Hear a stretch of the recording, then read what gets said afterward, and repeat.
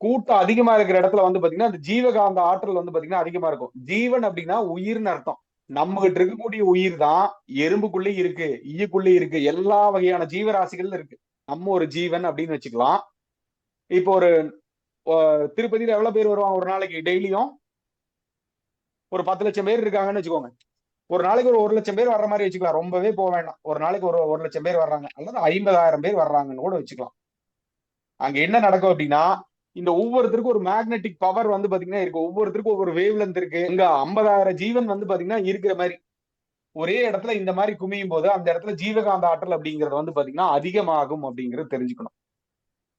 ஜீவகாந்த ஆற்றல் அதிகமா இருக்கோ அங்க நீங்க போனீங்க அப்படின்னா உங்களுக்கு ஜீவகாந்த ஆற்றல் எல்லாத்துக்குமே வந்து சரிசமமா வந்து பாத்தீங்கன்னா இருக்காது.